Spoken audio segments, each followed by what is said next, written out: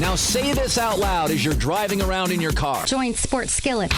This what it feels like. So how do you like it? So what is it? I'm curious. You like it like this? My God, do we love football. Or like this? I love the sport of baseball. And what about this? You can have a sports show without all the vicious talk. Simple human decency. Whatever it is that you like. Yeah, I like chaos. We've got it covered. Right? It's sports the way you like it. My friends, you may not know this. It's got everything you want. Here we go. Local and national sports talk that's fresh, in season, and FDA approved. If it's hot, you'll find it cooking with Jeff, Jay, and Kelly. They don't just stir the pot, they add more flavor than the other guys. Get ready to dig in and taste some SportsSkillet. Tastes good. Right now. And we are back here on Friday afternoon with the SportsSkillet live stream. And what a week in sports it has been. The NFL has returned. They've kicked off the preseason. We had the Giants going up against the New York Jets. We had the Eagles losing to the Tennessee Titans. They lost, actually, Jeff. They lost. They did. The Eagles lost. The first preseason game, and they lost. Okay. They did. They lost to a lowly Tennessee. And it's not even the official game. I'm going back to Madden. Okay. Okay. At least they'll win in that game. You know. Do you restart when you're losing? Darn right I do. I'm sure the Eagles would have liked to restart yesterday, too. I bet you. That was just sad. Not a good way for the Eagles to begin the preseason with a loss. There was a couple of players that kind of stood out in the game, but, it was just a heartbreaking loss for the Eagle fans. We expected the Eagles to come out, show out, do really well. A lot of the starters were benched for the game yesterday, so, of course, that contributed to it. But now you have the injury to the Eagles' backup quarterback.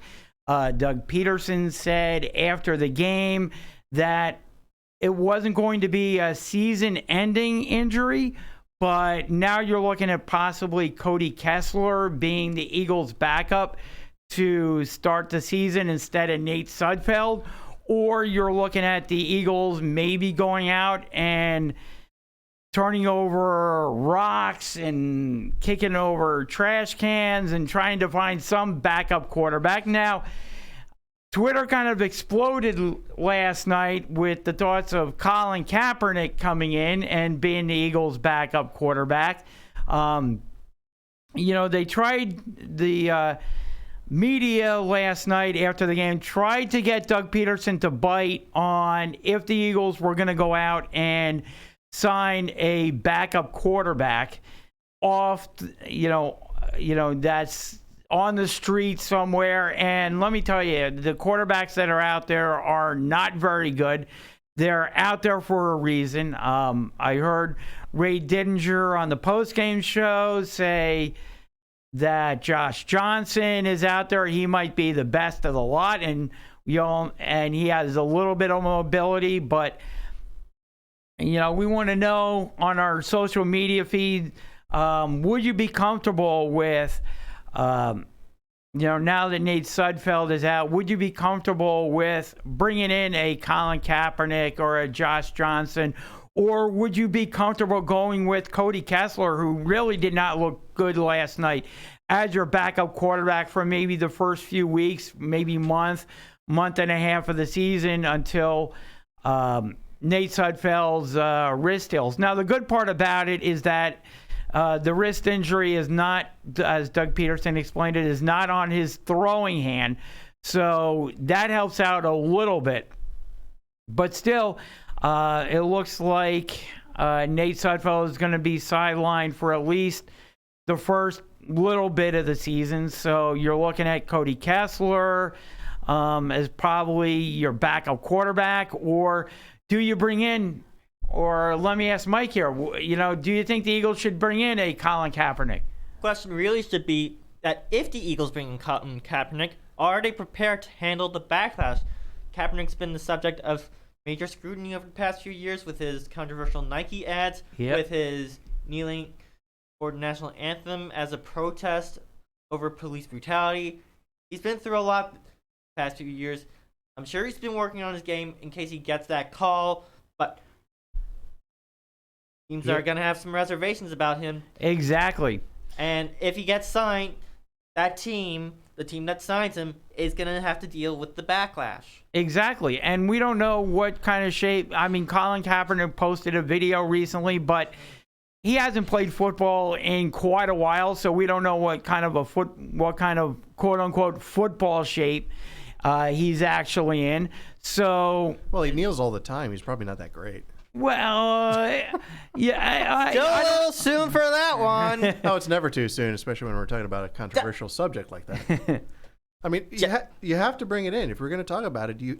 It's the caboose of the whole conversation. You bring Kaepernick in, you have to bring that. Like you're saying, can they deal with the backlash? I mean, it's like bringing back Michael Vick with the dog issues. Dog fight. You have to include that in that. And this is even worse. The Eagles handled that well when they brought in Michael Vick. The question is, can they deal with the police brutality issues, with his protests, with his Nike controversy when they bring in Kaepernick? This is a whole different animal than Vick. True. Which is, I see what you did there. I wasn't trying to do anything. I like it. But, I mean, the controversy behind that, it's a little bit more than animal cruelty. Cruelty. Wow, it's still early morning for me. Sorry, everybody. So Jeff is just you're running on mountain time. Yeah, exactly. Yeah, that jet lag, of driving in. Ooh. Exactly. But you know what I'm saying with the whole controversy coming back. It's just, especially with it's a national thing too, dealing with this. And it's national news that Kaepernick and you have Vick to ask dealt yourself, should we have any kind of political thing in the NFL? I mean, how many other people do you see making statements? It's First Amendment, man. I know they're exercising their First Amendment rights. I understand, but we come here to watch football and enjoy a game and try to forget all that stuff, and then to have it brought in. I mean, it was talked about on last week's radio program, Jay. You brought it up yourself. This is a sports talk show, not a political talk show. Yep. Same thing with the stream, but we have to address it real quick, but we don't have to go into it. Yep.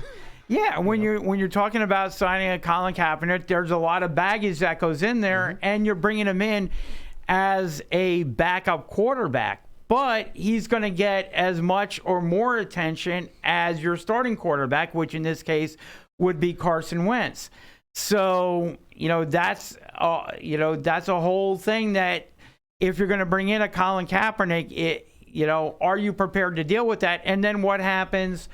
Of course, when the Eagles back up, when Sudfeld returns. Now, all of a sudden, what do you do with Kaepernick? Because Kaepernick is going to, I won't say he's going to sign a really lucrative deal. You're not going to have to pay him a whole bunch because he hasn't played since 2014. Hasn't played exactly. And so you don't know what type of football shape he's in. And he's got to kind of prove himself. But again, as Doug Peterson said, Sudfeld's injury isn't season ending. So he's going to be coming back at some point, and it's not his throwing arm. So there's not going to be as much rehab going on with that. So again, now you're going to have Sudfeld, you're going to have Kaepernick there. You're going to have a whole thing going on with your quarterback. There, you're going to have Wentz as your starter. Exactly. Wentz is going to be week one starter, no question about that. Oh, yeah. At least he didn't get himself hurt, so that's good. Well, he didn't play yesterday, so he didn't get himself hurt. Wentz was benched yesterday, so no reason to worry about an injury with Carson Wentz. True. Well, isn't it a bad omen when the backup quarterback gets hurt? I mean, even though it's minor, it's like, and then they lose? Well, again, that's true. You're too superstitious, Jeff. Well, that's true. And we are talking about sports here. I'm wearing my good underwear for this season, so all right, to bring the Eagles luck. It's okay, Mike. They're clean. I actually clean them every week. That's okay. That's good. Oh my gosh. This is not the time nor the place to bring that up. But But with Carson Wentz, he hasn't made it through a season, be it college or be it in the pros, without getting getting an injury, without getting nicked up, without getting an injury. Exactly. So that backup quarterback is extremely important because you may need him for a game or two. And are you comfortable, with Kaepernick? With Kaepernick, and then releasing Kaepernick, and what happens when you have to do that?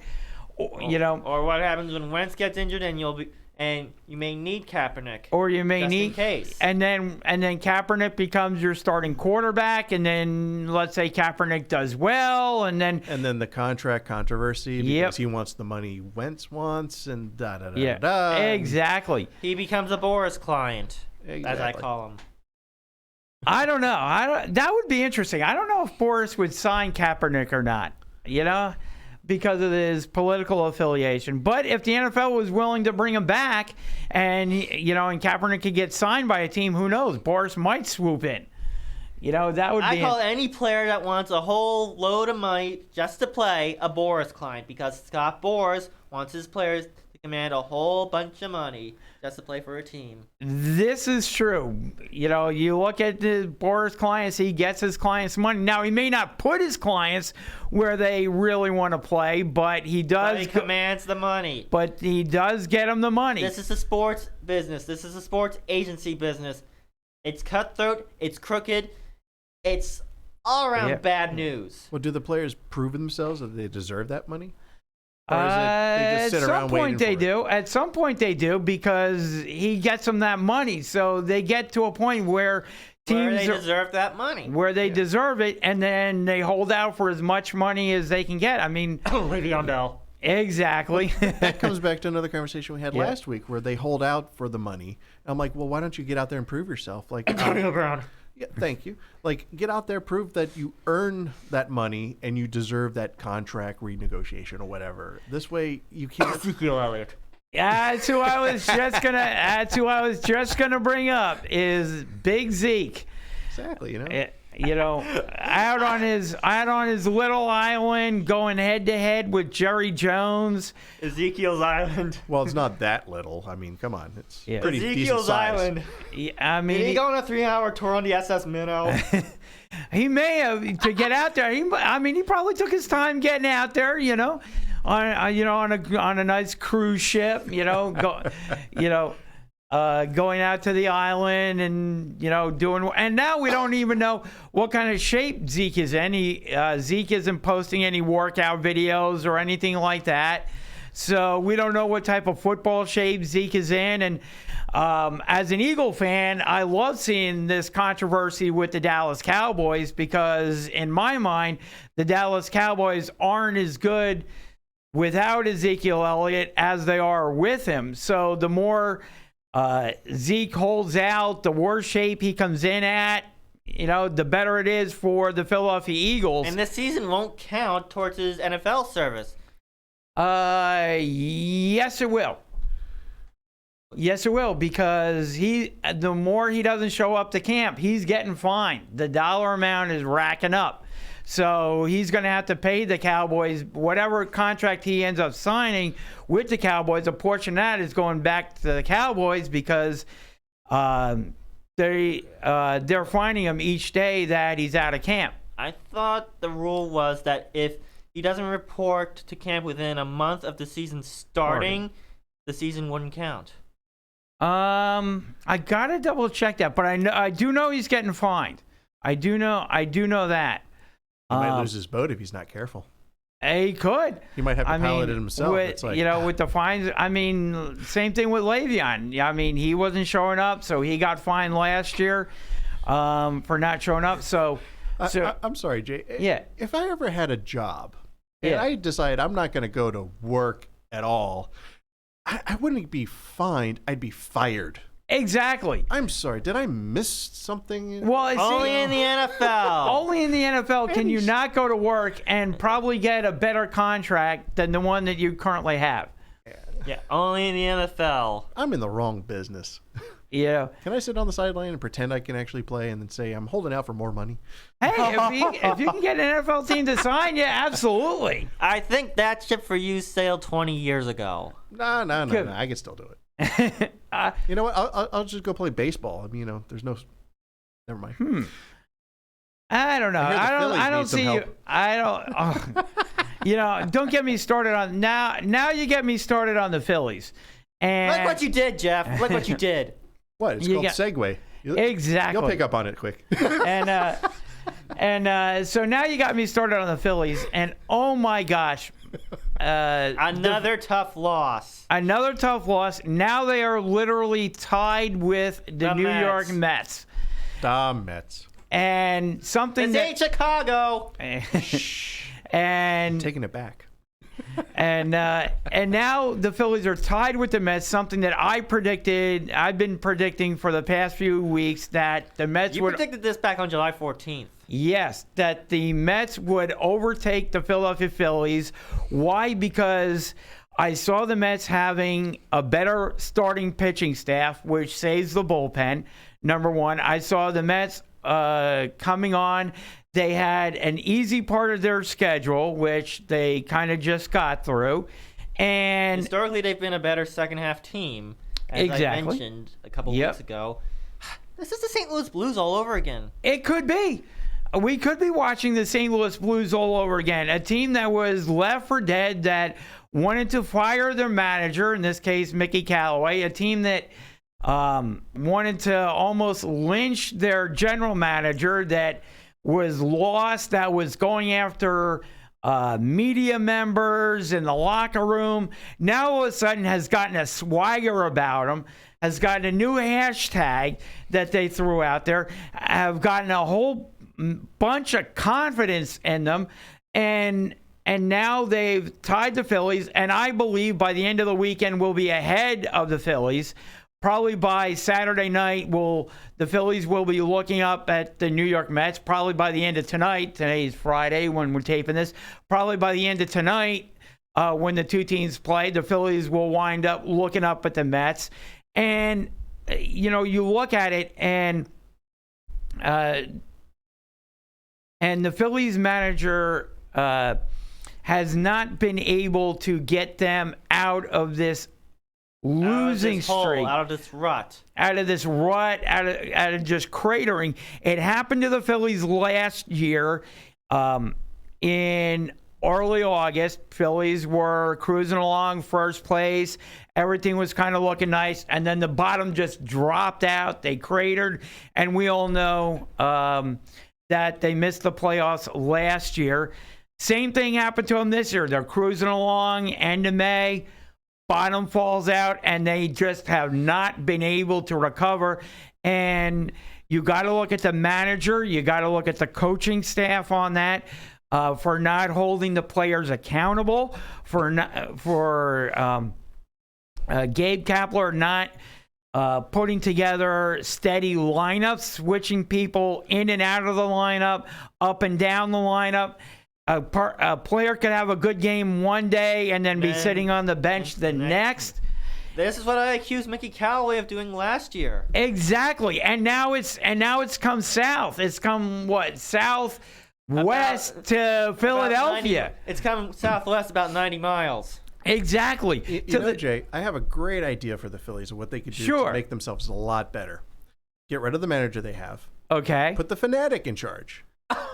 I say he could put together a better team. In fact, we could do more of a Harlem Globetrotter thing. At least it'll be fun to watch the games this time instead of what is it now? Fourth place and losing? I'm like, oh yeah, yep, absolutely. I'm just throwing that out there. And the team has no signs of life whatsoever. It's like a country club atmosphere. It's like, okay, I'll come to the ballpark. I'll be in the lineup, or I won't be. We'll see what Gabe Kapler does. Send the good players to other teams where they can be useful, and just bring all the bad players here. And figured, hey, why not? Seems to be what we're doing. And I can't criticize Matt Klintak for going out and signing some mediocre relievers at the trade deadline, because it was a country club lifestyle that the team is leading. They didn't have any oomph about them. They didn't have any swagger. They didn't have any heart about them. So why go out and give up some of your best prospects for a team that is going to finish in 4th place out of the playoffs, only ahead of the Florida Marlins, who, by the way, I believe have a better head-to-head record against the Phillies. So why give up prospects for this team that's going to finish in 4th place? I wouldn't do it. I think Matt Klentak did a good job there. But where he didn't do a good job is recently, within the past week, we've seen third baseman Maikel Franco demoted to AAA. And we've seen Adam Hazley demoted to AAA. I'm not going to say that Maikel Franco was hitting great, because he was hitting, I think it was 212 or something like that since the end of May. Not a good batting average, but still had some pop, still could pull out of it, still gives you some pretty good defense. And instead, they stay with Sean Rodriguez. Are you kidding me? Are you trying to tell me that Sean Rodriguez gives you more power off the bench?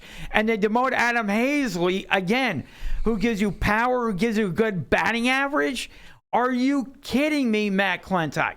Give me a break. I mean, they keep 200 average hitters with little to no pop. Although if you listen to Gabe Kapler, he'll tell you that these guys hit monster home runs and they're pure power hitters, and that is just utter garbage. They should have gotten rid of those two guys. And by the way, the quote from Gabe Kapler is Maikel Franco can only play one position. Well, Gabe, wasn't it just a year ago or a year and a half ago where we understood that Maikel Franco could at least fill in at first base on occasion and maybe give the Phillies first baseman a blow once in a while and let him catch his breath and a day off? Maikel Franco can play third or first base. He can do it. So he can play multiple positions if you need him to. All you got to realize is that Scott Kingery can play multiple positions in the infield, leave him there, let him play second, short, or third, and just leave. And you should have just left Hazley up there to play center field, platoon with Quinn. That's fine. Boom, you're set there. You activate Jay Bruce, which they did, have him platoon in left field, and you're fine there. Just hide away Kingery's outfield glove. You don't need him there anymore. If you just, kept these guys and you demoted them for worse hitters. I put up the stats on Facebook last night between the guys that they kept and Maikel Franco. And Maikel Franco beat him in just about every category. It's just unbelievable how you think you're in a pennant race and Klentak does that to the team. It just killed it. And then Gabe Kapler killed the momentum. Yeah. Why don't we take the entire Phillies coaching staff and push them somewhere else? That's what everybody wants to do in the city of Philadelphia. I don't think Gabe Kapler survives. He's done. Lynch him. Yes, I believe I'm with you right there, Mike. Get Gabe. I was once a supporter of Gabe Kapler. I gave him a chance. I said, okay, the team cratered last year at the end of the season. Let's give Gabe Kapler a chance. Let's see if he can learn from his mistakes, like, I don't know, another coach in the city of Philadelphia, that being Doug Peterson, who self-scouts himself, his staff, and looks over his mistakes that he may be making and makes changes. Gabe Kapler apparently doesn't learn from his mistakes, goes out, keeps making the same thing. It's my way or the highway. Why did he not talk to Doug Peterson? He should have. Yeah. Doug Peterson can give him lessons in coaching. And by the way, for Matt Klentak and Andy McPhail to have all this faith in Kapler, let's just review the fact that Gabe Kapler didn't have any coaching experience before the Phillies handed him this managerial position. He coached one season at I believe it was A-ball in the Dodgers organization before he went into the Dodgers front office. And that was it for his on-field coaching ability. Now, some people, they can... Bad hire. That was a bad hire. It's turning out to be, absolutely. Some people are good at being in the front office. Some people are good at being a manager on the field, like Charlie Manuel, good manager on the field. Larry Boa. Larry Boa was a good manager on the field, exactly. Not necessarily guys that I would want in my front office. I'd want them down, on the field in a managerial role or a coaching role, that type of thing. Gabe Kapler may be one of those guys who's not suited to be a manager, but is suited to be an advisor or in the front office somewhere, something like that. That may be Gabe Kapler's calling. That may just be his calling. Billy Beane, for example, Moneyball, tried it as a player. I don't believe he was ever a manager, but is, I believe, a good front office guy, a good general manager. Omar Minaya is another one. Omar Minaya, exactly. So you have these guys, and sometimes it's the second or third stop that these guys make, coaches or managers make, where they actually come into their own. Yeah, where they come into their own, where they learn from their mistakes from their first stop. Exactly. And Joe Torre is a good example of that. Joe Torre, former manager of the Mets, goes to the Cardinals, but it wasn't really until he got to the Yankees where he really came into his own, where he started to win championships. Exactly. And he got the players to win championships, win games, and really get into the Hall of Fame mindset. Get to the Hall of Fame as a manager. And be able to coach them. And that's the thing. And that may be the case with Kapler, but so far, to me, as manager of the Phillies, he had his chance last year. And he failed. He failed miserably. Yeah. And hey, Jay, did you hear that? It sounds like Kapler's second chance. Well, here's the thing, too.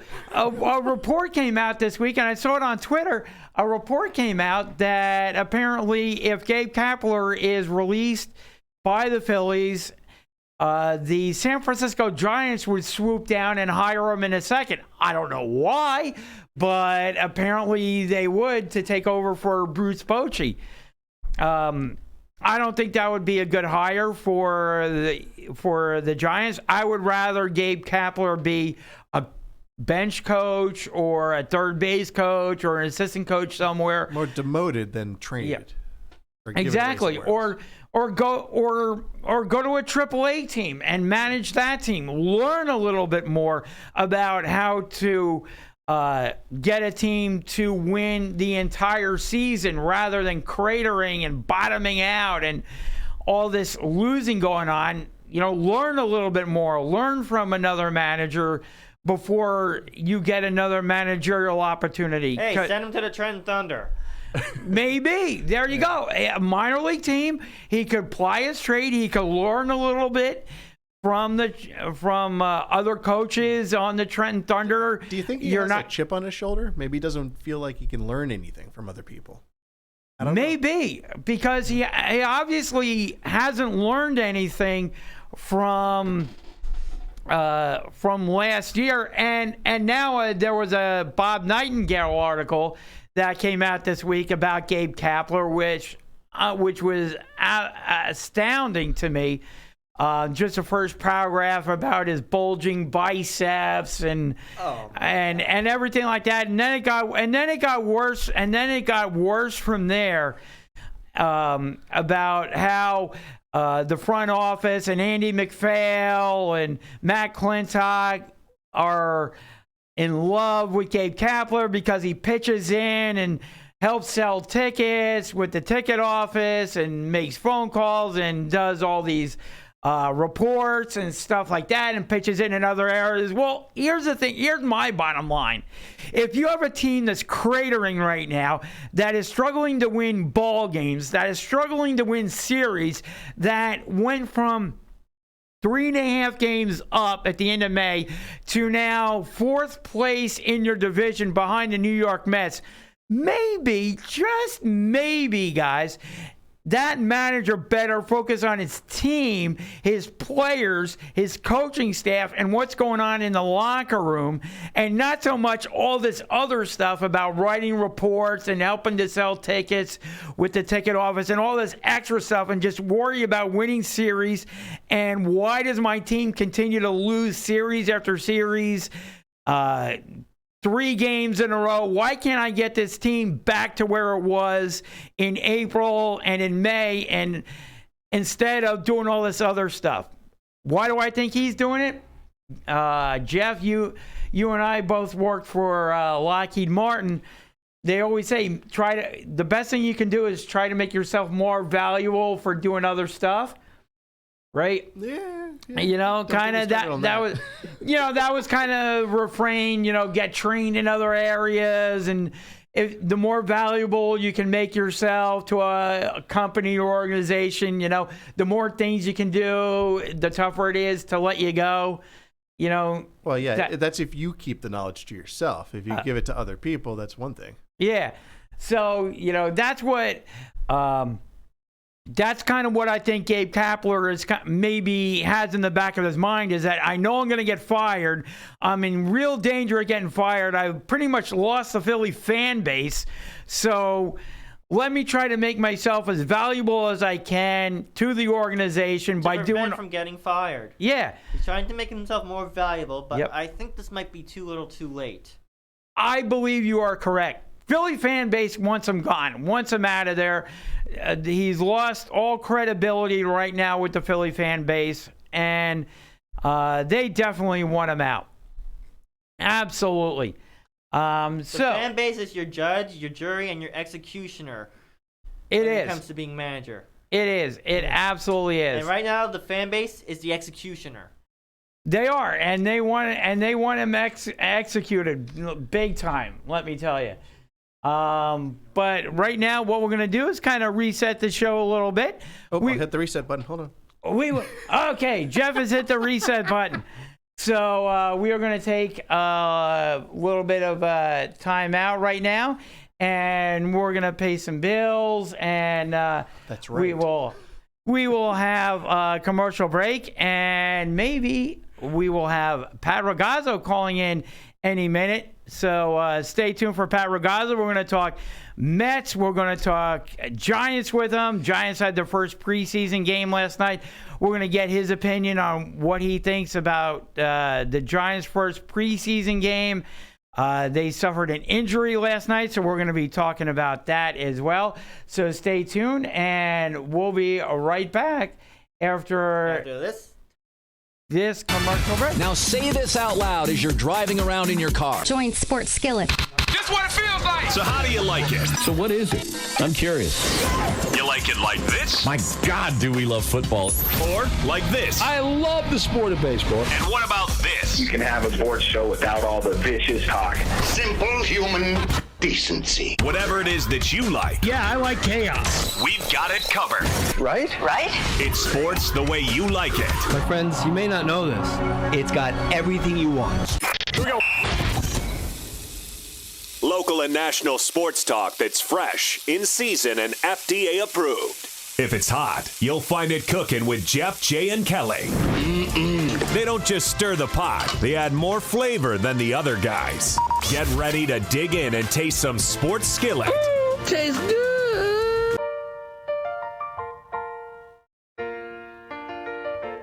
Remember the TV show Cheers, where everybody knows your name? Never been there. But every time I walk into Wildflowers restaurant on Pennington Circle, I feel at home and that I belong. Friday night, I headed over to Wildflowers, and even though it was packed, I easily found a seat at the bar and got cozy with 17 TVs. Baseball, golf, entertainment TV, you name it, including all NFL games. The bartender Dave suggested I order the Buffalo Wing Sampler, and you could tell he was a fervent fan. But reviews on Wildflowers in-restaurant Facebook page demanded did, I tried the garbage truck pizza, and Kelly had just arrived and promised to help me dig in. Then it came. Garbage truck pizza does not live up to its name because it smells amazing and it tastes even better. Freshly sliced peppers and pepperoni, garlic, mushrooms, mozzarella, and meatballs all baked on this incredibly crunchy and warm double crust to hold it all together perfectly. Heaven, especially with one of their 23 beers on tap. I'm a believer. Go to wildflowersinrestaurant.com for more info or just come in. They are conveniently located on the Pennington Circle, right near I-95. I promise you, they will welcome you warmly, feed you well, and perhaps soon even know your name.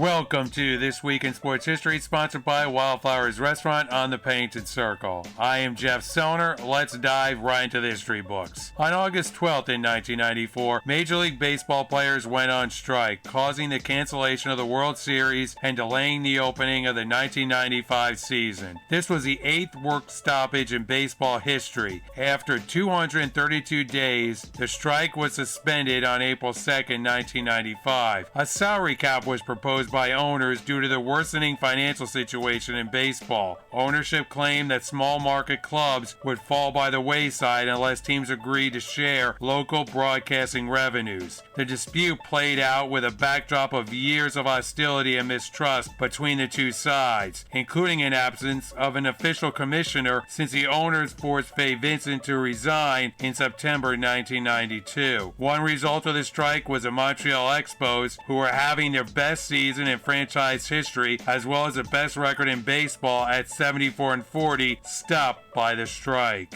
The Expos are now the Washington Nationals. On August 13th in 1910, the Pittsburgh Pirates and the Brooklyn Superboys, later the Dodgers, played to an 8-8 tie in the second game of a doubleheader at Washington Park. What made this tie unique was that both teams had 38 at-bats, 13 hits, 12 assists, 2 errors, 5 strikeouts, 3 walks, 1 passed ball, and 1 hit by pitch. On August 14th in 1959, the first league meeting was held in Chicago for the American Football League. Charter memberships were given to Dallas, New York, Houston, Denver, Los Angeles, and Minneapolis. The AFL operated for 10 seasons when in 1969 it merged with the National Football League. The AFL operated in direct competition with the more established NFL. As fierce competition made player salaries skyrocket in both leagues, especially after a series of raids, the leagues agreed to merge in 1966. Conditions for the merger included a common draft and championship game played between the two leagues, a game that would later evolve into the Super Bowl. On August 15th in 2007, the NBA betting scandal hit a new low when then NBA referee Tim Donaghy pleaded guilty to 2 federal charges related to the investigation, and a year later was sentenced to 15 months in prison and 3 years of supervised release. In his guilty plea, Donaghy said he participated in a scheme to deprive the NBA of his honest services. I was in a unique position to predict the outcome of NBA games, he said, as he was paid to make picks on games. The result of the scandal was that referees would now be allowed to engage in several forms of betting, though not on sports. On August 17th in 1972, Philadelphia Phillies Hall of Fame pitcher Steve Carlton would win his 15th consecutive game, a 9-4 complete game over the Cincinnati Reds. Carlton would go 29-12 with a 1.97 ERA in 346 and a third innings pitched to go with 310 strikeouts. This incredible season would earn him the Cy Young Award. Carlton also finished 5th in the MVP voting in 1972. On August 18th in 1965, slugger Hank Aaron had a home run taken away from him because he hit it while standing outside the batter's box. The monster home run appeared to break the game open for Atlanta, but Cardinals catcher Bob Uecker was having a cow, jumping up and down and yelling at the home plate umpire because he said Aaron had his entire left foot out of the box. The umpire agreed and Aaron was called out. Aaron said, "It's the worst call I've ever seen. I did the same thing the time before and popped up and the umpire did not say a word. Really, I blame the whole thing on that damn Uecker." Thank you for listening to This Week in Sports History, sponsored by Wildflowers Restaurant on the Painted Circle. I am Jeff Selner. All right, and we are back here on the SportsSkillet radio show live stream. Thank you for joining us each and every Friday afternoon. Pat Ragazzo is just running a few minutes late, so he should be joining us in a few minutes. A reminder to everyone out there, we also do the live show every Sunday morning at 11 a.m. on Fox Sports Radio at 920 The Jersey. So you want to tune into that as well. And we will have a unique opportunity. Stay tuned to our social media pages, Twitter, Instagram, Facebook. We will be putting out there a unique opportunity. We want to have you join us for that unique opportunity that'll be coming out. It's going to be a pick'em league, and we're going to have you maybe play against Joe Montana, the Hall of Fame quarterback. So again, stay tuned to our social media pages, and we will be giving you all that information coming up. As I said, we're going to start getting into the Giants preseason game last night. We had some players look pretty good on the Giants. We had such as Daniel Jones. He looks like he may be ready to roll for the New York Giants. So the big question then is going to be, how much longer does Eli Manning have as starting quarterback for the Giants? We know Eli's going to be starting week 1 for the Giants, but will he be starting much beyond week 1? That is the question. What do you think, Mike? Eli's definitely the week 1 starter, no question about that. He's been the week 1 starter since, I think, 2005. But the way Daniel Jones looked, Eli better watch his back, because if Eli makes one mistake, Jones is going to come in and he's going to be succeeding Eli in the future. No question about that. I had some reservations about Daniel Jones. I wanted Dwayne Haskins so badly on draft night, but Jones has proven himself in week 1 of the preseason. I expect him to be proving himself again week 2 against Chicago, and even further down the line as we get into the regular season when opportunities present themselves. I agree. I think what could hurt Eli is the fact that the Giants have a number of wide receivers that are not going to play at least the first few games of the regular season. They have Corey Coleman out with the ACL. They have Golden Tate out with his suspension. The only good target that Eli has is Sterling Shepard. They do have some rookie wideouts that Eli can target, but it's really going to be up to the receivers to keep Eli in the duration of the season. If they can't catch his passes, if they're not on the same page as Eli, it's going to be up to Daniel Jones to step in and take some of the slack. And that's where I think the issue would be, is that Eli may be playing well, but he doesn't have the receivers around him. Now, he might not have the offensive line to back him up either. Exactly. That was probably his problem last year. He did not have the offensive line to back him up. He had the receivers, he just didn't have the line. Exactly. And now he doesn't have the receivers, but he has the line to back him up. And he has a very good running back. Saquon Barkley's a machine. He is a monster. Give him the ball, and good things will happen. Exactly. And he can burn you with his legs. He can burn you with his hands. I see good things coming out of Saquon Barkley this year. Probably another 2,000-yard season. I could see him having a very good season. I mean, the Giants are definitely going to ride him early in the season because they have to now. With the wide receiver situation being what it is. I expected the Giants to pick up Sam Darnold at number 2 the year they drafted Barkley. But they got Barkley, and oh my God. No picking fantasy league this year. Really? Okay. I'm definitely going to target him in my fantasy league. If he falls to me, I am picking him. No question about that. So you're using your first pick on him? No question about that. If he falls to me, I will pick him. Nice. And see, my only thing with that is, like you said, the Giants basically only have now Sterling Shepard as their wide receiver. That's their prime receiver. And so I don't know if I consider not like the days of Burris and Cruz and Manningham. This is not your father. This is not the Giants team that won Super Bowls. Exactly. This is a completely different Giants team. They need to rely on every weapon in their arsenal, and that's not much. And see, my problem is that if Sterling Shepard, I don't consider Sterling Shepard a number 1 wide receiver. I think he could be an effective 2 or maybe a 3. But my problem is that if that's all the Giants have at wide receiver, the first that's all. They currently have at wide receiver for the first 4 games. And you're not plug in some of the rookies they got.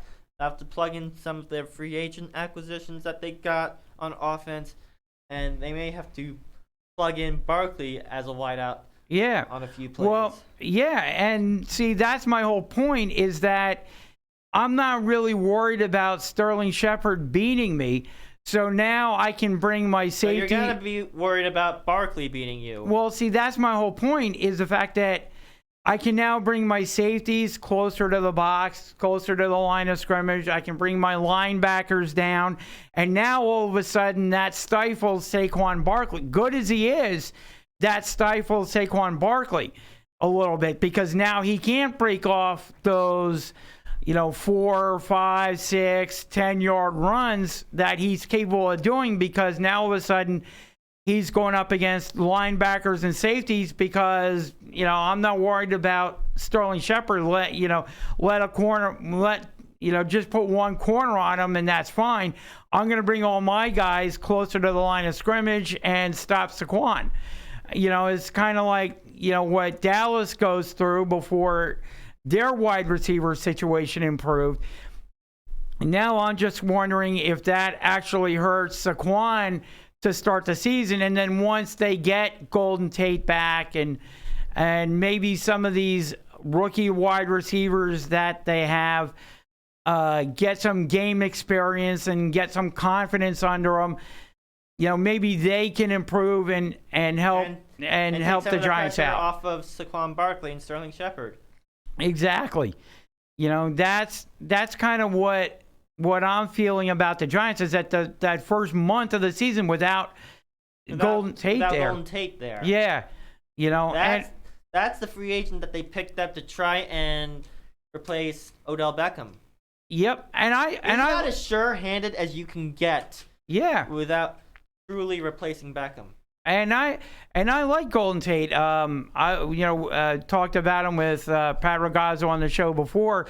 I like Golden Tate. I think Golden Tate's a very good run after the catch receiver. Very good pickup by the Giants. A good pickup by the Giants.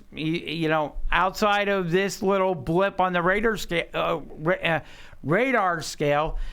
He hasn't had anything throughout his entire career. He's been a good teammate. He's a good locker room presence, good veteran leadership. Yep. He can help these rookies, these rookie wideouts, come into their own. Exactly. They're and on the same page as Eli. Keep Jones off the field. Yep. And as I say, that is what Dave Gettleman told Eli before training camp. Eli, your job, keep Jones off the field. Yep. And and that's the thing. And what I'm worried about with Eli, he's getting up there in age. He's 38, gonna be turning 39 soon, and this may be his last best chance to get that third ring. Maybe You gotta keep that in mind. This may be my last and best chance to get that third ring. I have to hold down the fort until Golden Tate returns.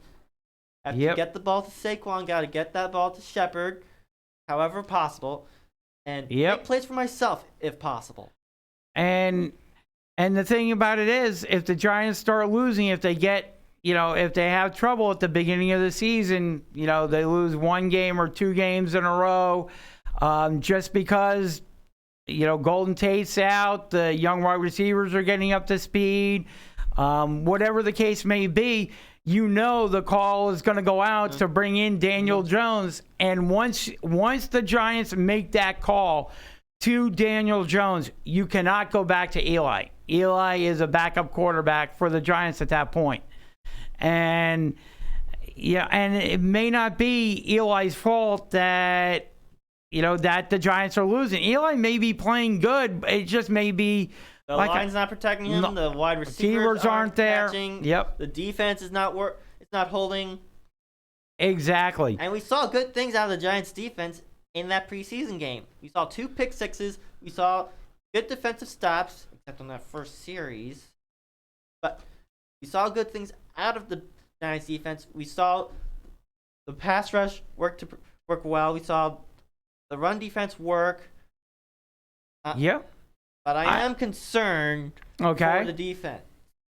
If they don't pick up the pace, if they don't pick up the slack, Eli's going to be a backup quarterback.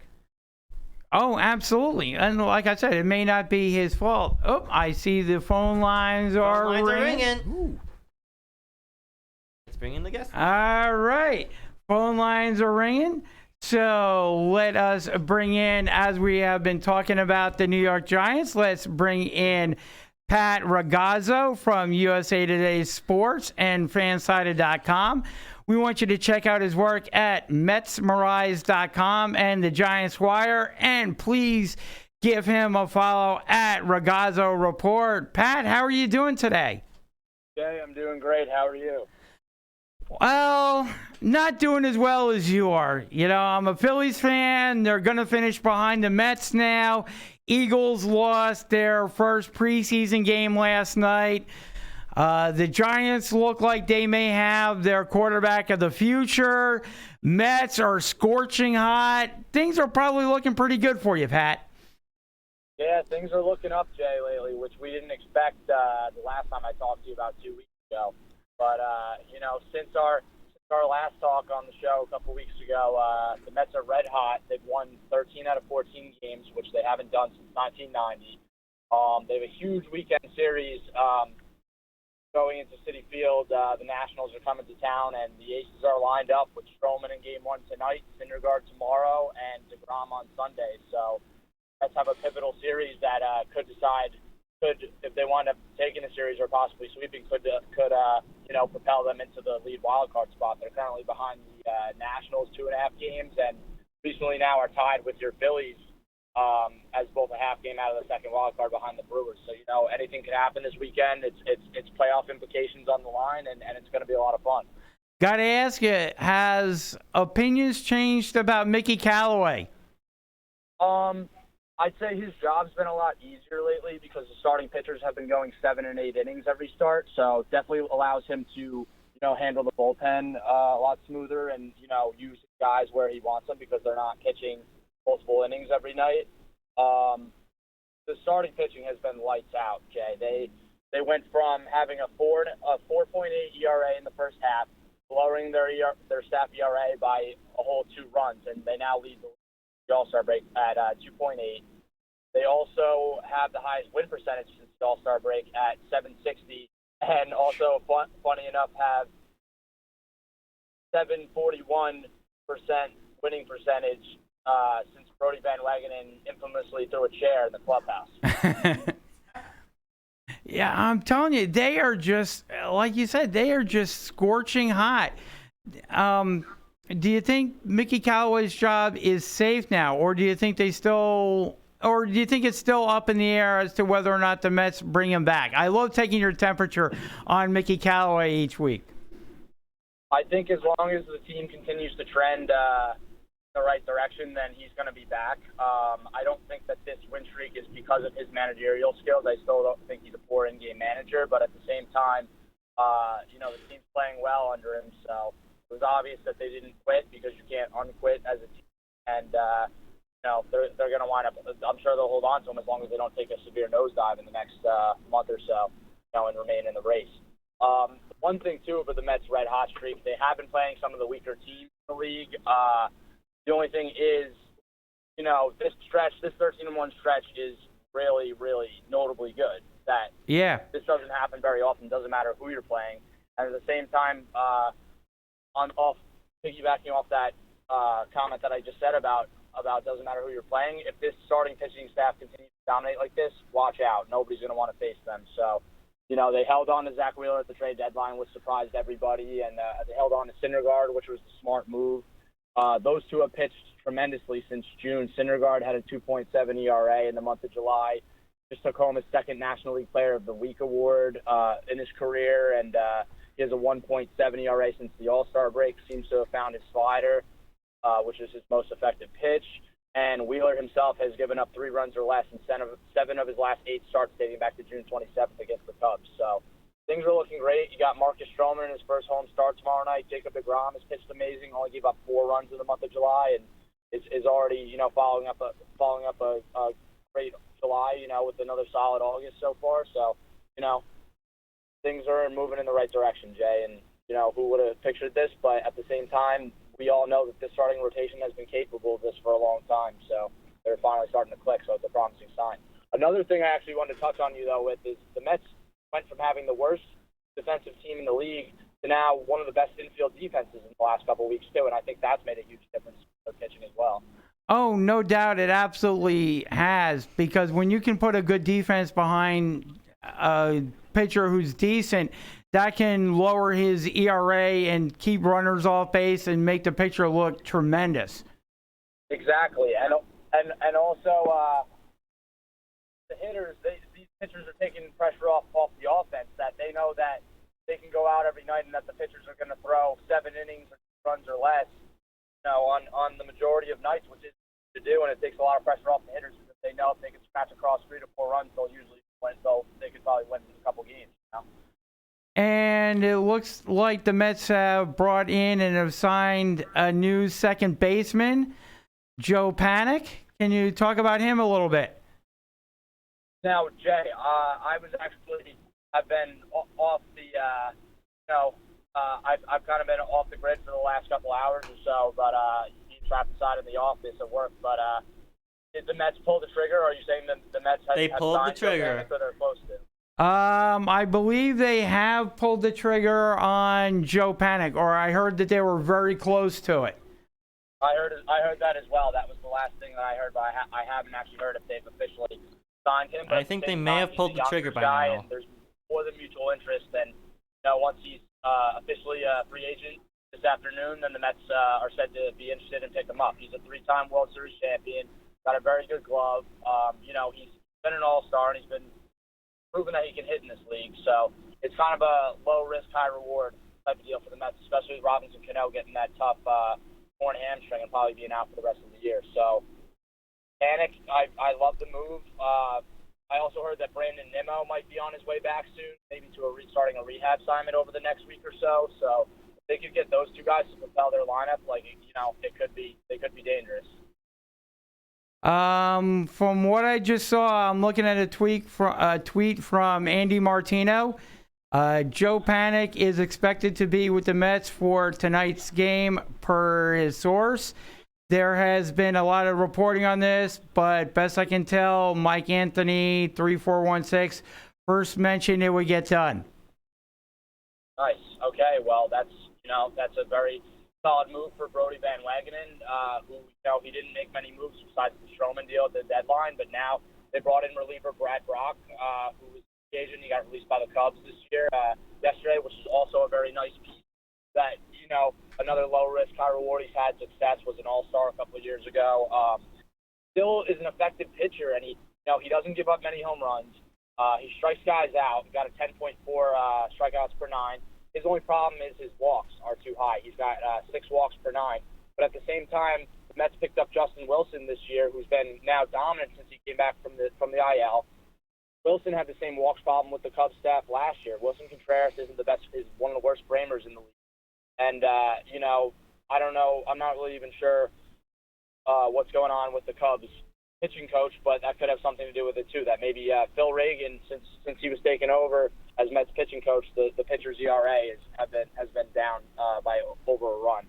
So maybe he could find some success with Reagan, who's, like a pitching guru. And Mets were laughed at for hiring him, for promoting him, but at the same time, made the right move. He was a minor league pitching coordinator for 10 years in their system. He helped develop most of these guys in the staff. So it was a good move by the Mets, and hopefully he could help Brock have some success like he has with Justin Wilson. Now, let me ask you this. Would you be interested in taking Jason Vargas back as like a bullpen piece? He could fill out those middle innings for the Mets, Oh, no, don't mention Vargas. I don't know, Jay. I mean, Jason Vargas is kind of our double agent right now. He's helping the Mets out. He helped the Mets and Phillies get tied by having a stinker performance in Arizona. Yes, he did. Vargas, I liked him. He was one of the Mets' most consistent starters this year. But at the same time, that's all he is. He doesn't throw hard enough to be effective in the bullpen. Oh my God, he scared me when he was starting. He scared Mike here every time he would take the mound. Every time he started, he couldn't go more than 5. And he would always give up at least 3 runs in the first. Yeah, Vargas, though, is someone who he's had some really tough stretches on the Mets, but really since he was one of their best pitchers and one of the best pitchers in baseball. But, change of scenery might be throwing him off a bit. I know he had a good start last Friday where he went 6 1/3, but his bullpen blew it. That's been an issue of theirs that they haven't addressed either at the deadline. The Phillies made a couple moves, and I like some of the moves they made to Corey Dickerson because they did need outfield help, but at the same time, and they got some success from Bruce Miley at first, but at the same time, they didn't do anything to put themselves over the top to make the postseason. No, not at all. Not at all. Break the bank, which I applaud them for, but at the same time, they can't really expect to make the postseason with all the holes they have, and Bryce Harper only has 19 home runs, and he's playing in Citizens Bank Park, and he hasn't been awful, but he also hasn't lived up to his contract. And JT Realmuto too has been average. They haven't played like the All-Stars that they are. At the same time, the Phillies rotation, everyone in the Phillies rotation not named Aaron Nola has struggled for the most part. Yep. So that's where Vargas came in. I actually, I like on the Phillies side, I like the trade because all they did was give up a career minor leaguer, 26-year-old catcher Austin Bosart, who actually was friends with Jeff Wilpon's son, was his teammate at Penn, and was repeating Double-A. So at the same time, and hitting 190. So at the same time, the Phillies gave up nothing to get him. But I don't know. I don't think that. I think that the bullpen might wind up doing them in. Bullpen, offense. I've been screaming about the Phillies offense that it has so much potential, and they keep coming out short. They got shut out last night, which, I mean, you would figure a lineup that, like you said, that can now feature Dickerson and has Rhys Hoskins and Bryce Harper and Segura, Realmuto in there. I mean, how do you get shut out? It's like unbelievable, and I really do think that right now the script has flipped between our two teams, the Phillies and the Mets. The Mets are kind of looking like the Phillies were looking in April and May. And the Phillies are looking like the Mets have been looking pretty much all season. Yeah, this the scripts are flipping, down a pivotal stretch in the season. At the same time, Phillies, they are tremendously talented on offense, and they do have a lot of potential. So, if they can catch fire in their lineup, then, they might have the potential to go on a run too. It's just a matter of if and when, and as long as time doesn't run out, by the time they get hot. So the bats need to wake up on the Phillies side. And I don't know about you guys, but the Phillies fail to make the postseason. Is Gabe Kapler gone? Gone. He is definitely. Right now, everybody in Philadelphia and who's a Phillies fan wants to throw Gabe Kapler off the Walt Whitman Bridge. But, and get rid of him, the sooner the better for Phillies fans, just because he's had this country club type of mentality where there seems to be no accountability. Players don't appear to be thinking about at-bats from pitch to pitch or at-bat to at-bat. He's flipping the lineup. If you hit well one day, there's no guarantee you're going to be in the lineup the next day. You could be hitting anywhere in the lineup. He's moved Scott Kingery around. There's just, there's no accountability, and the team just doesn't seem to have that heart, that effort, that that the Mets have right now, that confidence, that swagger, Yeah, things are definitely trending in the right way for the Mets right now, and it's all about momentum, and then they're catching fire at the right time. This reminds a lot of people of 2015, but this is about around the time when they caught fire and they had a critical home series against the Nationals that they took advantage of. Yep. And never looked back from there. So this could be the turning point in the season this weekend. So if the Mets take the series and possibly sweep, then they'll be putting the league on notice. And sky's the limit for them. You got it, and we're talking with Pat Ragazzo from USA Today Sports and Fansided.com. Give him a follow at Ragazzo Report and check out his work at MetsMerise.com and the Giants Wire. And speaking of the Giants Wire, Pat, Giants played their first preseason game last night. Yes, they did, and I attended the game last night too. Very cool. So what are your takeaways from the game? It was a strange first preseason matchup, I'd say, because starters came out and played a series, and then, Jets came out firing in their passing game. They took advantage of the Giants' young secondary, and DeAndre Baker got burned on a couple plays, and so did Julian Love. They both kind of had rough games. And then Jets, scored a quick touchdown on a pass from Darnold to Chris Herndon.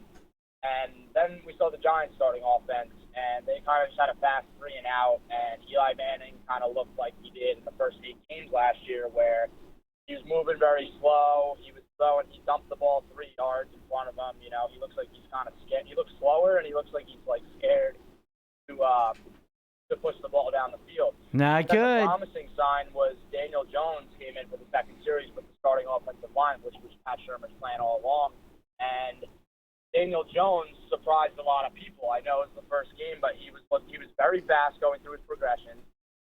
He didn't look like a rookie who was going through the motions. He looked like a seasoned vet.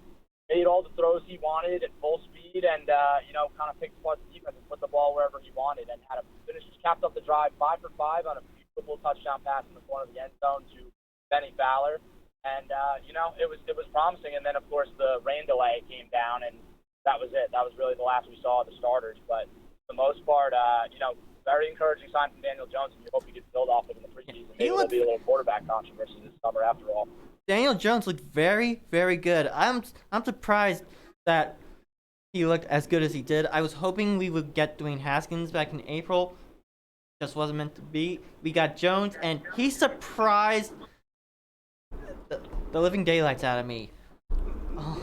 Did he surprise you as well, Pat, or was this kind of what you were expecting out of Daniel Jones?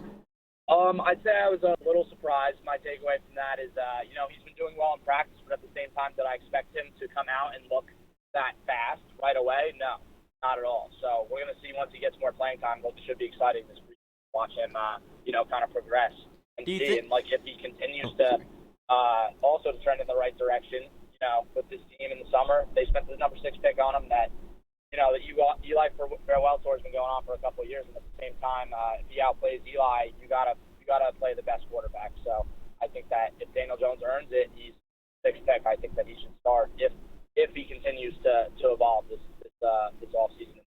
So we'll see. Do you think we'll be seeing Daniel Jones in the regular season if something goes wrong with Eli? I think we will. I think that the hope is that he's going to play well enough, to force his way into the lineup.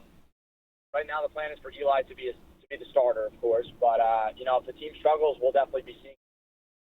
How soon do you think we'll see Jones in the starting lineup in the regular season? It really depends. You can't really put a prediction on it. That you can't think, like they're gonna go 2-5 or something like that and be out of it, and then he's gonna play. You just can't predict it. Giants have a pretty weak schedule in the first month. They're playing the Cowboys, Bills, Bucks, and Redskins. But at the same time, anything can happen. They could easily go 2-2, 3-1 in that stretch. They could wind up being in it, for a good portion of at least with their schedule.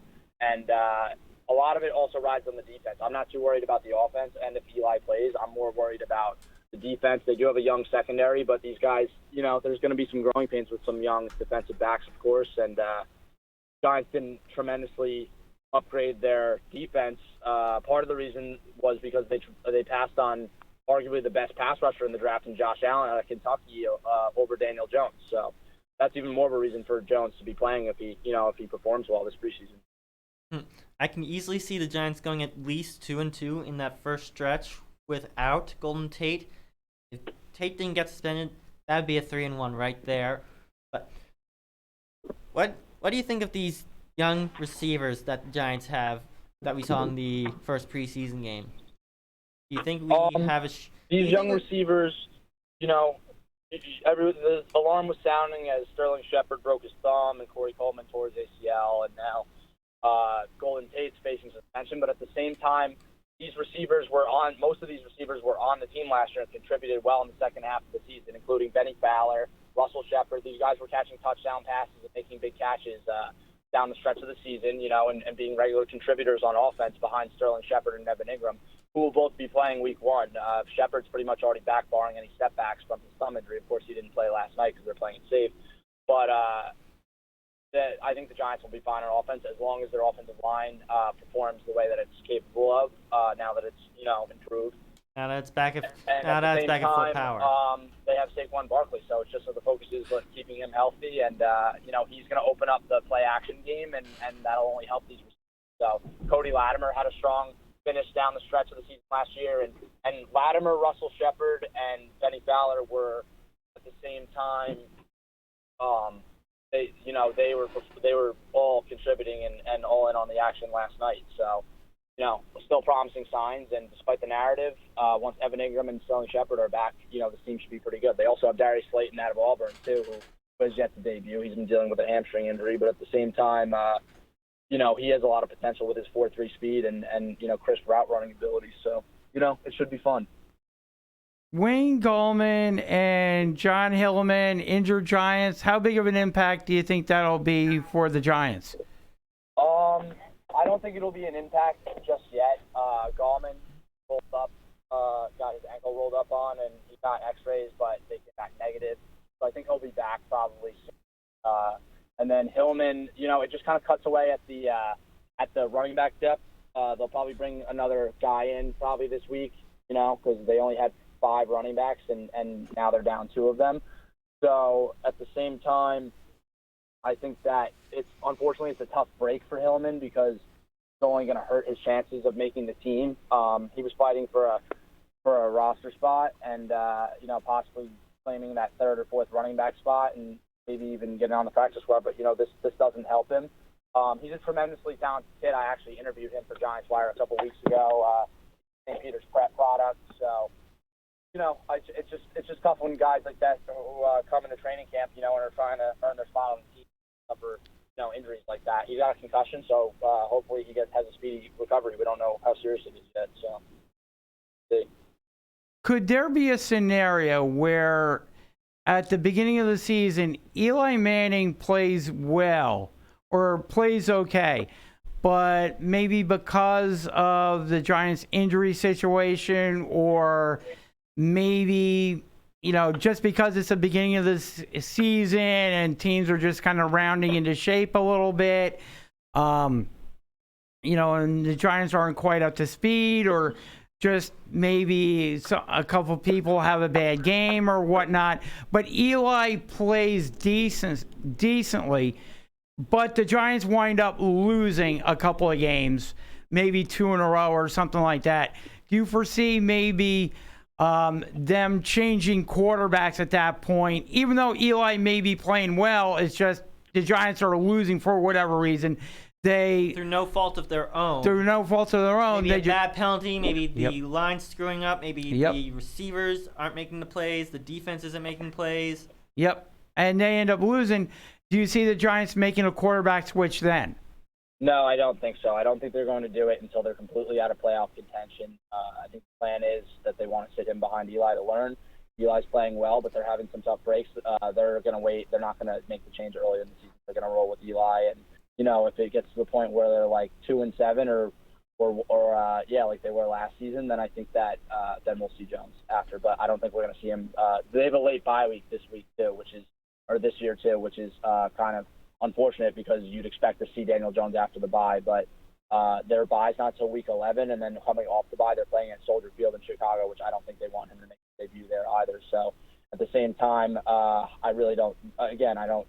These things are hard to predict with the team and everything and the record, but at the same time, I don't think they're going to pull the trigger until at least after 7 or 8 games in the season. This actually reminds me of what the Giants did when they got Eli Manning. They sat him behind a legend in Kurt Warner to learn from him, and when the Giants fell to like 4-6, they pulled the trigger on Eli Manning. I mean, if the Giants are 4-6, then again, I don't think so. I think they're not. They'll stick with Eli?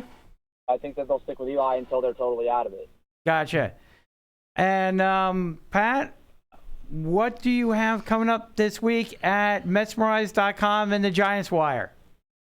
Well, for Metsmerize, of course, we're following this recent hot streak, and going to be recapping this important series against the Nationals, and hopefully the Mets will have a wild card lead following this weekend. Here's hoping. Going to be recapping as the Mets schedule gets a little tougher. They have the Braves, they have the Cubs coming up, they have the Royals. Contenders for teams over 500. So yeah, so that's things are going to be busy, and see if the Mets make any other waiver deadline or waiver moves, to improve their team like they have in the last couple of days. And we'll see if these two guys have found any success in Joe Panik and Brad Rock. And at the same time, for Giants Wire, we're going to be following all coverage and storylines leading up to the second preseason game and Daniel Jones. And I also have an interview coming out with Giants safety Michael Thomas. Oh, very cool. Well, I've been predicting it for a while, Pat, for about the last month or so, that the Mets were going to finish ahead of the Phillies. And I think that's going to absolutely come to fruition. The way things are going right now, it certainly seems like it'll come to fruition. But, as we've seen the last 2 weeks, a lot can change in baseball.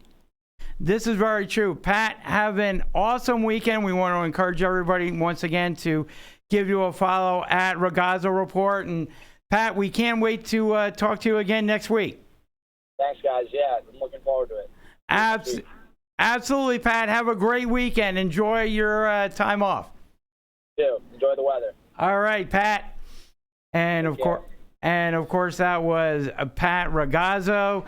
You can check out his work, like we've been saying, at Metsmerize.com and the Giants Wire. And also, like we said, give him a follow at Ragazzo Report. And also check out his work at USA Today Sports and Fansided.com. Been talking a lot of Phillies, been talking some Eagles. It's great to have the NFL back again. Lots of good things going on, except for the fact that the Eagles lost last night and the Phillies are in the midst of bottoming out and finishing behind the Mets. If I can get this computer working. We are having technical difficulties. Which always happens because this computer is notoriously slow. So while Jay's trying to figure that out, I'll throw this out there. Okay. Hashtag Fanatic as manager. I think we should start that, see what happens for the Phillies next time. Hashtag impeach Kapler. Okay. Which one do we go with? Or do we try both and see which one? Let's do both. Let's let the audience decide. Okay. Get rid of Kaplan and put the Fanatic in there. Yeah. Okay. Impeach Kapler. Hashtag impeach Kapler. Hashtag impeach Kapler and what was it? Hashtag Fanatic as the manager. Fanatic as manager. Yeah, I think that should be. Okay. Plus he could sell more T-shirts that way. There you go. Put him in a suit and tie. I think he could do it. Ooh. You see what I'm saying? See what? Jeff is like a marketing genius on this show here. I have my moments, Jay. I have my moments. You do. You are like a marketing genius here. I like it. Yeah, I got to earn my paycheck somehow, right? Exactly. Oh, man, this computer is so slow. Where are we? Did it get hit with a string shot attack? It must have, because it is not listening to anything that I'm Kaplan trying in here to... or something. I think he was messing around with our computers. That's why it's not working. It could be. He must have had a Caterpie. I know. He must have. I'm telling you, it's not doing anything that I wanted. It's not doing anything I wanted to do. It's acting up on. It moves slightly. Yeah, there we go. It moves slightly. There we go. It's not. Let's see. Maybe the mouse is messed up. Okay. I think we're getting to where I want to go. Hold on. Yeah, the end of the show. Yeah. DR. Oh man. Come on. Hashtag you could do it, Jay. Hashtag Jay can do it. Jay can get to where he wants to go. It's just going to take him forever to get there. Where's it? Yeah. Another Pokemon reference. That's okay. My friend and his daughter play that, by the way. They play Pokemon Go?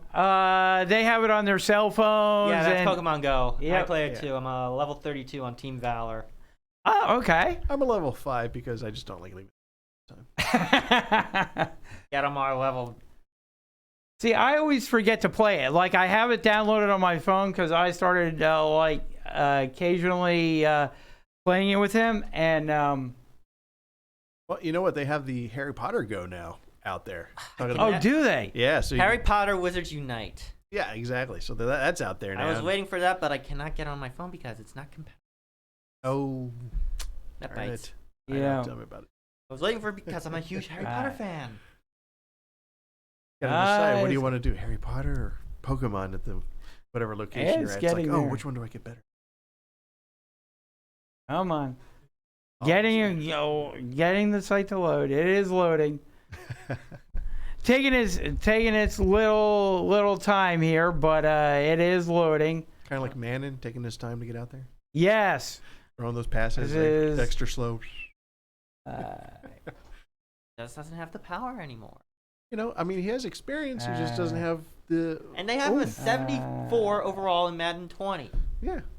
Which will be out the 16th of this month, so I'm looking forward to that. Not to shamelessly plug a video game, but it is Madden, so I'm sure everyone out there knows about it. I could so take you in Madden. Hey, as long as the Eagles win the Super Bowl in it, I don't care. I could so take you down in Madden. Okay, challenge accepted. There's a challenge here issued on the SportsSkillet radio show. Hashtag he doesn't know me very well, does he? You've never seen me in Madden. There you go. It's okay. We have you don't know me Madden. too well either. I know, Mike. Come on. It's all friends. It's okay. It is.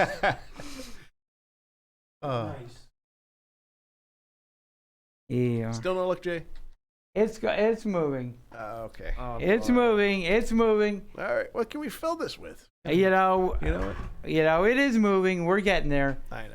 Trying to fill this however possible. With good conversation here, which is what you get on the SportsSkillet live stream. Exactly. You get talk, what other, live stream do you get talk about Harry Potter and Pokemon and shameless plugs for Madden. Shameless plugs for Madden, What the? Exactly. Yeah. I mean, we could turn to wrestling, but that's what I'm trying to bring up. Oh, that's what it is. Okay. Yes. All Elite Wrestling, trying to bring that up? Because we have to wait a little bit on that one. No. We do have to wait a little bit for another few months for All Elite Wrestling. Not in front of me. I do. That's okay. That's okay. Actually, I gave up wrestling in the 80s, end of the 80s I when think the it's 90s fixed. started. I think wrestling is fixed. Oh, no kidding. I think boxing is fixed too. Yeah. Oh, no, boxing? I don't think so. I think it all depends on how much they're being paid to fall. It's fixed. End the conversation. It's fixed. Wrestling, it's more of the storylines. It's not really the athleticism. I mean, they just throw each other around the ring and hopefully not hurt themselves. See if I can get this to come up. You can do it, Jay. We believe in you. I know. Boy. So we got SummerSlam coming up this weekend. Yes, we do. Brock Lesnar versus Seth Rollins. I am going to go with Seth Rollins on that one. Let's see. We've got the Raw Women's Champion Becky Lynch versus Natalya in a submission match. I'm going to say Becky Lynch retains her title there. We've got Kofi Kingston, WWE Champion, against Randy Orton. I'm going to say that Kofi Kingston is going to win that one. SmackDown Women's Champion Bayley versus Ember Moon. I'm gonna go with Bayley on that one. I think she'll beat Ember Moon. Kevin Owens versus Shane McMahon. I am going with KO on that one. Trish Stratus versus Charlotte Flair. I think that one will be a pretty good match. Trish Stratus makes her WWE return. But I'm going to say the Queen, Charlotte Flair, is going to win. Goldberg versus Dolph Ziggler. Goldberg is coming in. You know Goldberg's going to win. So maybe not. They probably just brought him in just to lose. Nah, I don't see that happening. So I just don't see that. Where did you go? Let me go forward. Let's see what we got. Goldberg versus Dolph Ziggler. United States Champion AJ Styles defends against Ricochet. I'd like to see Ricochet take the title, but I think AJ Styles is going to retain it. Finn Balor versus The Fiend, Bray Wyatt. I am going to go with The Fiend, Bray Wyatt in that one. Bray Wyatt making his return. WWE Cruiserweight Champion Drew Gulak versus Oney Lorcan. I'm going to go with Oney Lorcan taking the title in that one. And there you pretty much have the rundown for the SummerSlam card coming up on this Sunday. Yeah. So now you can only see that on pay-per-view, right? Well, you can get it on pay-per-view, but they air it on the WWE Network. Oh, they do? Okay. That's primarily where you get it. You order the WWE Network, you get 1 month for free, and whatever pay-per-view is on that month, that's the pay-per-view you get for free. And that's what people do. They do it for 1 month or 1 day and then cancel it. Exactly. Yep. Oh, now we have WrestleMania. Okay, 1 day. Okay, done. But before we sign off, I do want to talk a little bit, because I meant to do this last week, Mike, with you. I do want to talk a little bit NASCAR with you. Because I know you're big about NASCAR, so that gave it away, didn't it? It did, just a little bit. So talk a little bit about NASCAR. Where is NASCAR currently in their season? This week they're heading off to Michigan. It's a tricky 2-mile oval, race 23 of the season. After this, we got 3 races left before the chase begins, and this is a manufacturer battle. We're not that far off from Detroit this week. And okay. I'm looking at a couple of drivers who do really well at Michigan: Kyle Larson and Chase Elliott. Okay. Larson got his first win here at this track in Michigan in 2014, outlasting Chase Elliott. He had a 3-race win streak at Michigan, all against Chase Elliott. But I'm expecting Elliott to finally break through at Michigan and beat Kyle Larson. Okay. So if he does that, does he move up in the standings? Or it'll be his 3rd win of the season. Okay. And he'll get another I think 10 playoff points for winning a race. Okay. Very cool. And as we go in, and that will go down Sunday, 2 p.m. Eastern, over on NBCSN. Okay. Very cool. After that, we get one of my favorite races on the year, Bristol, the night race at Bristol. Okay, and why is that your favorite race? Short track, short temper. Anything can and will happen. A lot of crashes happen there, or yes, no? A lot of crashes happen there, and possibly fights. Really? Well, it's at night. They have to drive with headlights on. Track's always I know lit. they don't. I know they don't. Nice. It's Bristol. So Tempers are gonna flare, man. So that would be not this weekend, but the following weekend. No, NASCAR. It'll be next week. It'll be next Saturday night. Okay. 7 p.m. on NBCSN. Then an off week. Then we get another one of my favorites, the Southern 500 at Darlington. Okay. 60 plus years of history. It's a throwback weekend, throwing back to the 90s with the paint schemes. Oh, nice. Very cool. So the drivers will have that 90s painted cars and stuff like that. Yes, throwback paint schemes. Nice. Any predictions on that race? Who do you think might win it? I'm going to have to dig into the Gibbs stable for this one. Okay. I'm going to pick Denny Hamlin in the 11 car. Okay. Very cool. And we wrap up the regular season at the Brickyard, Indianapolis Motor Speedway. Final race of the regular season. And I'm going to be picking former Rookie of the Year, defending Rookie of the Year, William Byron. To win that one. Yes. Interesting. Now, why are you picking him? Just because of his driving ability, his car, his pit crew? I think it's time he broke out and got a win on the season. William Byron will win at Indianapolis and break into NASCAR's chase. Nice. Very cool. All right. We will be paying attention to that. And I want to encourage everybody to give us a follow at SportsSkilletRadio.com. We've got some good things going on. Again, we're going to be putting out a challenge for our Pick'em League. We're going to be starting up our fantasy football league, and we got a unique opportunity for everyone out there as well to play along with Joe Montana. So we want to have you go ahead and do that.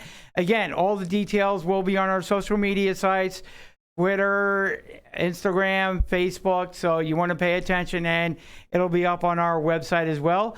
Thanks, everybody, for tuning in to the Sports Skillet live stream this week, and we will see you next week around 12 o'clock.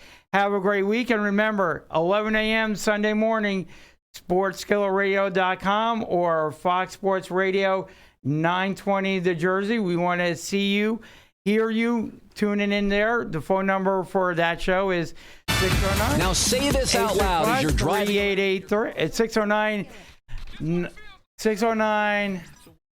Just tune into the Sports Skillet Radio show on Sunday morning. We'll have the numbers up for you then. Have a great week, everybody. Live long and prosper, sports You can have a fans. sports show without all the vicious talk. Simple human decency. Whatever it is that you like, Yeah, I like chaos. we've got it covered. Right?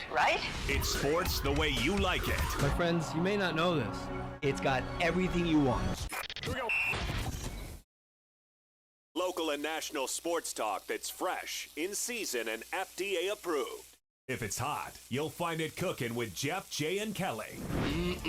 They don't just stir the pot, they add more flavor than the other guys. Get ready to dig in and taste some Sports Skillet. Tastes good.